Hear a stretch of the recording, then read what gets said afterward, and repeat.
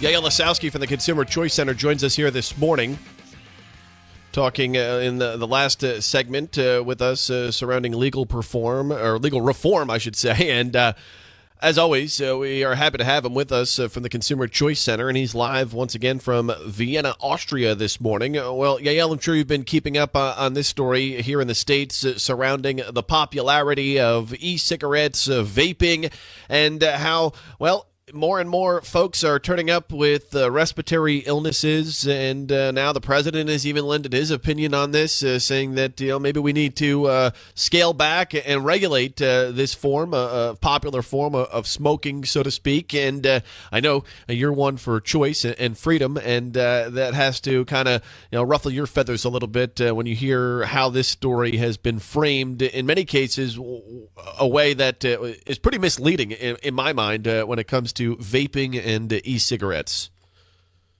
Yeah, for those who are participants at the School of Hard Knocks, please open up your textbook to page 1, because this is a textbook example of just another scare.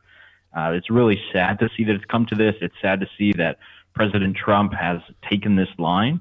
The issue that has been in the headlines and that everyone has been talking about for now several weeks has to do with vaping, and has to do with the idea that people are using electronic cigarettes and vaping as a different means of getting their nicotine rather than smoking cigarettes or cigars or doing dip or any of these things.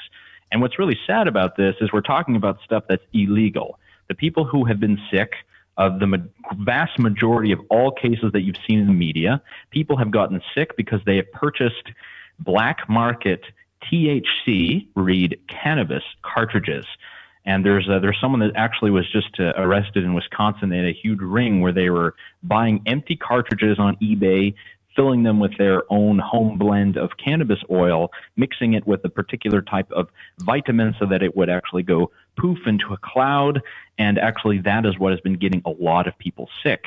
So the issue is that what is found on the street and in the black market has been conflated with whatever e-cigarette you can buy at your local gas station or at the tens of thousands of mom and pop vape shops that are around the country.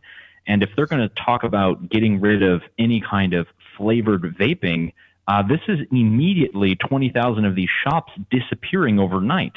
And it's kind of strange that in the last decade or so that we've had this, we have not had these cases of people with these respiratory illnesses like we have today.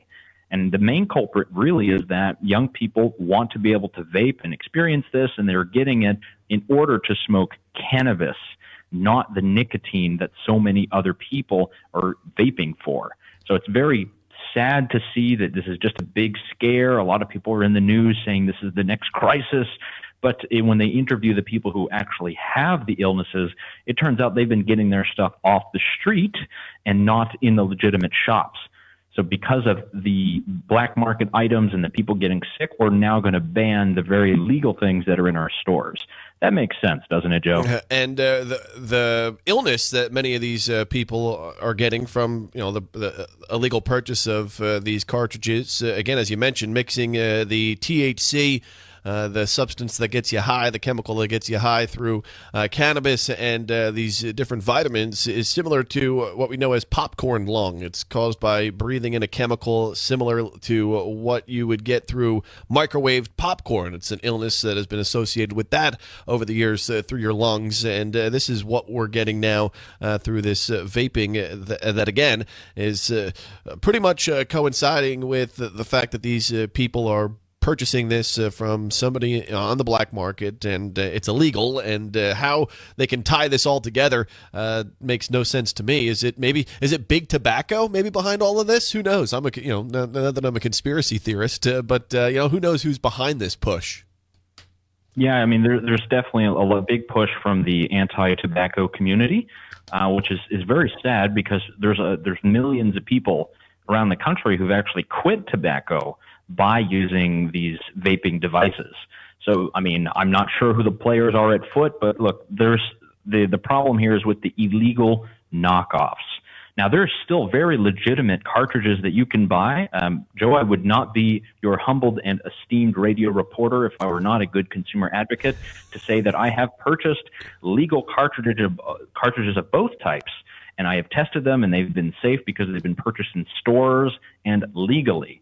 The issue becomes when you have no accountability and things are on the black market, people are vaping and huffing and sniffing all types of things, and we don't know. That's why you need to legalize these kind of things so that people don't get harmed.